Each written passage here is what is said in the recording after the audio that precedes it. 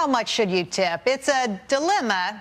I guess it's a dilemma we face every day, but being generous at unusual places can pay off down the road. Joining me now with good rules of thumb, Pamela Eyring, president of the Protocol School of Washington. Pam, welcome to the show. Great to have you here. You know, this is a very contestable segment, really, because I think a lot of people don't like to feel like they're being forced to tip. So what do you say are the rules of the road? Well, I think we have to look at what are the traditional positions that are and roles that are out there that you do tip. And, you know, wait staff in the hospitality industry, you know, those are our traditional regular ways of making a wage for them to make an income. So definitely we're still tipping there. Well, and it's interesting. I mean, I feel like, yeah, I know that 15 to 20%, depending on my experience, or less if I'm really unhappy. There have been the occasional times I have left no tip at all if I felt like I wasn't treated well, and there are times I've left lots more than 20% because I thought the person was just off the charts. You tip Sonic, really?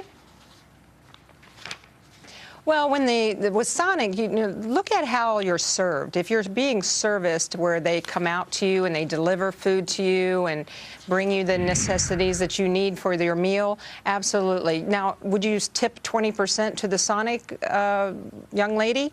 Maybe not. Maybe 10% is fine. I forget they come out to your car, don't they? They come out to your car. I forgot all about that. Yes, they do. Hotel housekeepers, and some what do have you say roller to that? skates on. That's right. That's right. Which ones? Hotel housekeepers. You know, this is an area that people forget about. Housekeepers do a lot of work keeping your room clean, especially if you're staying there several days. Usually $2 to $5 a day is acceptable. And, you know, you just leave it in a nice note and leave it for them, yes. Tipping the dog sitter. You know, dog sitters, they have their set fee, but maybe they took the dogs on short notice. Maybe they're bathed when they return them to you. You know, just about 10, 15% is good as well. And landscapers?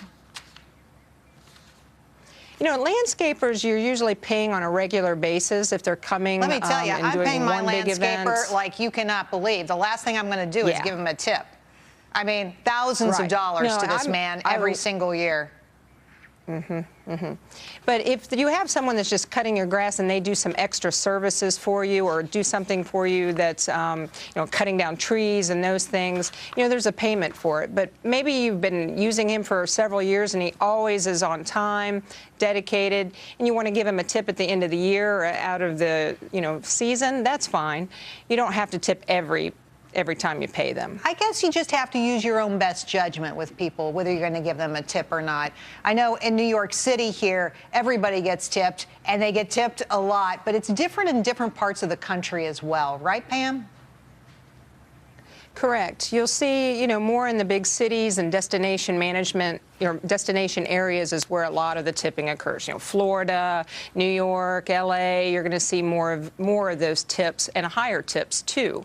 But, you know, if you're going to Moe's and you're walking up and you're going through and you're ordering and you're carrying all your food and you're filling your drink and you're finding your seat, you know, it's not necessary to tip with that tip jar right there by the cash register. All right. Pam, thanks for coming on tonight with the rules of the road for tipping etiquette. We appreciate your time. Thank you so much. You're welcome, Gerri.